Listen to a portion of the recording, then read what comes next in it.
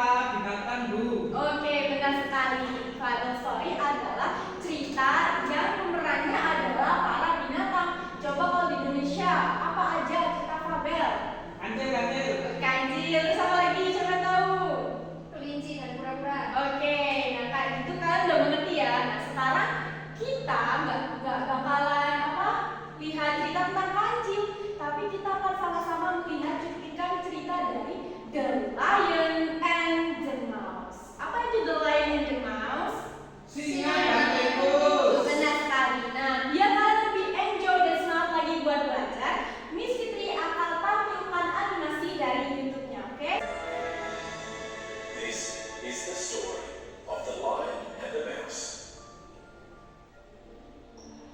Once upon a time, in a faraway jungle, a lion lay resting with his head on his paws.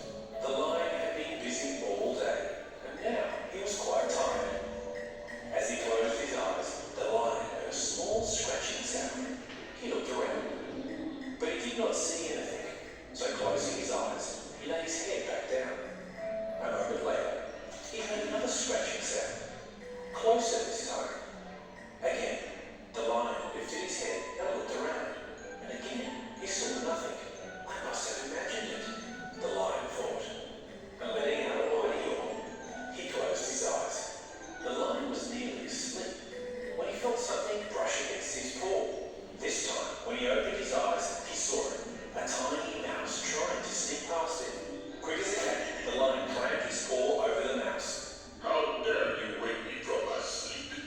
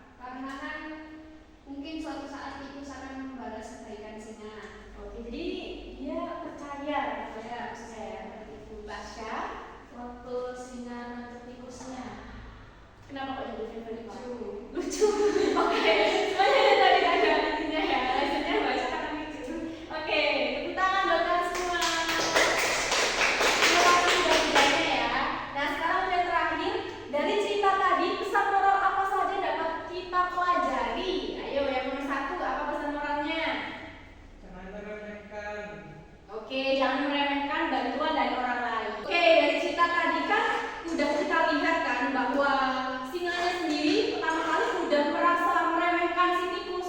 Karena kan singanya merasa bahwa aku adalah raja hutan, aku perkasa. Buat apa aku butuh si tikus? Aku gak bakalan butuh tikus. Karena dia lihat bahwa tikus itu adalah hewan yang lemah. Tapi pada akhirnya si tikus bantu si singa kan. Nah karena itu kita juga sebagai makhluk sosial yang artinya kita suatu hari nanti pasti bakalan butuh bantuan orang lain. Jangan pernah meremehkan bantuan dari orang lain. Are you understand? Do you understand?